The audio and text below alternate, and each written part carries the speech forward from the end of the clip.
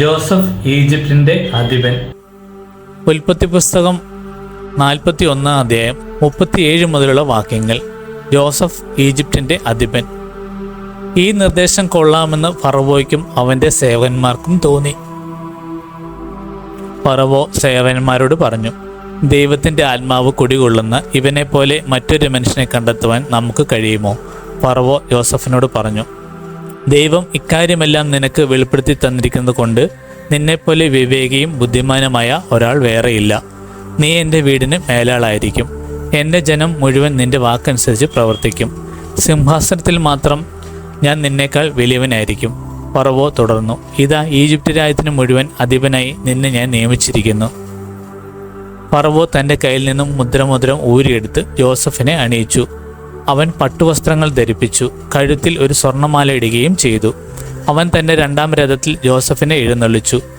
മുട്ടുമടക്കുവൻ എന്ന് അവർ അവനെ മുൻപേ വിളിച്ചു പറഞ്ഞുകൊണ്ടേയിരുന്നു. അങ്ങനെ ഫറവോ അവനെ ഈജിപ്തിന് മുഴുവൻ അധിപനാക്കി. ഫറവോ യോസഫിനോട് പറഞ്ഞു, ഞാൻ ഫറവോ ആണ്. നിന്റെ സമ്മതം കൂടാതെ ഈജിപ്റ്റ് ദേശത്തിലെങ്ങും ആരും കയ്യോ കാലോ ഉയർത്തിയില്ല. അവൻ ജോസഫിന് സാപ്നത്ത് ഫാനയെ എന്ന് പേരിട്ടു.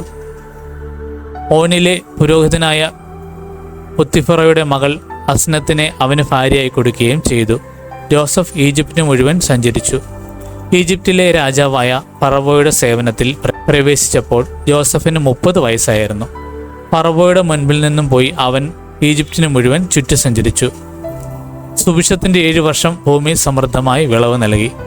7 വർഷവും കൂടുതലുണ്ടായിരുന്ന ഭക്ഷ്യധാന്യങ്ങളെല്ലാം അവൻ നഗരത്തിൽ സംഭരിച്ചു വെച്ചു. ഓരോ നഗരത്തിനു ചുറ്റുമുള്ള വയലുകളിലും ഭക്ഷ്യം അതത് നഗരത്തിൽ തന്നെ സൂക്ഷിച്ചു. കടൽക്കരയിലെ മണല് പോലെ കണക്കറ്റ ധാന്യം ജോസഫ് ശേഖരിച്ചു വെച്ചു. അത് അളക്കാൻ വയ്യാത്തതുകൊണ്ട് അവൻ അളവ് നിർത്തി.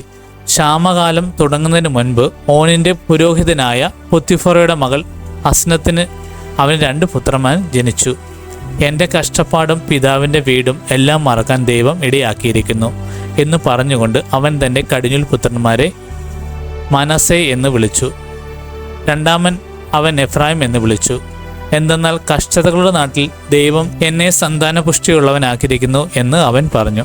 ഈജിപ്തിലെ സമൃദ്ധിയുടെ 7 വർഷം അവസാനിച്ചു. ജോസഫ് പറഞ്ഞ പോലെ ക്ഷാമത്തിൻ്റെ 7 വർഷങ്ങൾ ആരംഭിച്ചു. എല്ലാ നാടുകളിലും ക്ഷാമമുണ്ടായി. എന്നാൽ ഈജിപ്തിൽ ആഹാരം ഉണ്ടായിരുന്നു.